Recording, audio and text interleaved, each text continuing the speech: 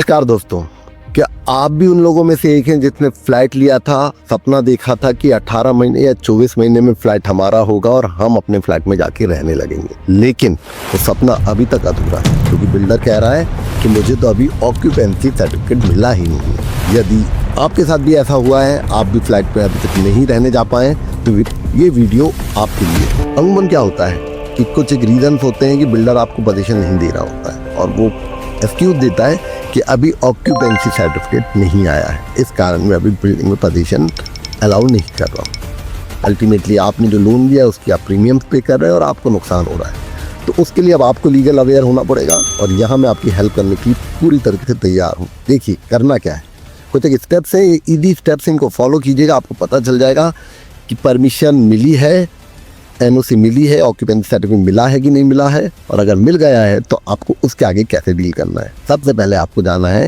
Municipal corporation की website पर या फिर डेवलपमेंट अथॉरिटी की वेबसाइट पे, या उनके ऑफिस भी फिजिकली जा सकते हैं। वहाँ पे आपको क्या डालना है, आपको डालना है बिल्डिंग नेम, सर्वे नंबर या प्लॉट नंबर या अप्रूवल नंबर। आपको वहाँ दिख जाएगा कि ओसी मिली है या नहीं मिली। अगर मिल गई है तो आप फिर बिल्डर से बोलिए कि भाई सर्टिफाइड कॉपी दें। एक स्टेप। नंबर 2, अगर बिल्डर ये सब करने के बाद भी आपको नहीं पता चलता है तो आप बिल्डर को एक लीगल नोटिस भेज सकते हैं, जिससे बिल्डर फटाफट आपके लिए काम करना शुरू कर देगा। लीगल नोटिस भेजिए, लीगल नोटिस में मार्क कीजिए flat number, agreement date, possession date promised, OC not obtain till date. इसलिए आप हमें 30 डेज के अंदर अंदर ओसी दीजिए, अदरवाइज पर मंथ के हिसाब से पेनल्टी आपको पे करना पड़ेगी।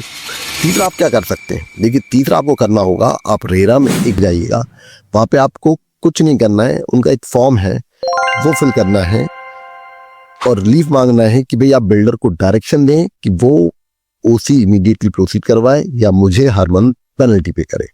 और कंपनसेशन आप वो मांग सकते हैं, जैसे आप कहीं रेंटेड प्रॉपर्टी में रह रहे हैं तो भाई पर मंथ का रेंट बन चुका है, लोन की EMI पे करे। तो स्टेप क्या कर सकते हैं, ये मैंडेटरी नहीं है। ये जो 4th स्टेप है याद रखिएगा, दिस इज नॉट मैंडेटरी। ये आप एक कंज्यूमर कोर्ट में केस फाइल कर सकते हैं जिसके ग्राउंड्स हो सकते हैं deficiency in service, unfair trade practice, illegal position without OC. अगर उसने पोजीशन आपको दे दिया है तो ठीक है।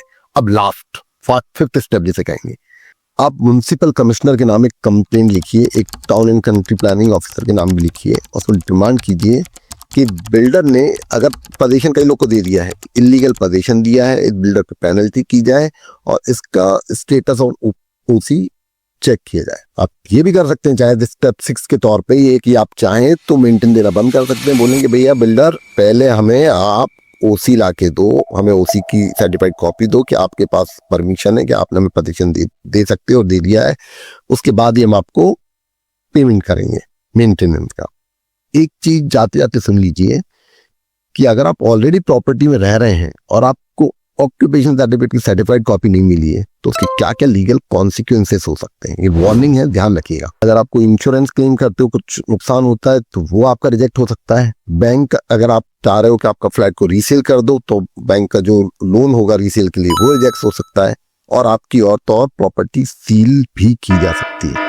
इस तरह की वीडियो अगर आपको पसंद आते हैं और आप चाहते हैं कि मैं कंज्यूमर एडवोकेट की और वीडियो बनाऊं तो प्लीज मुझे सब्सक्राइब कीजिए, कमेंट कीजिए और कमेंट में लिखिए कि अगला वीडियो आप किस तरह का चाहते हैं।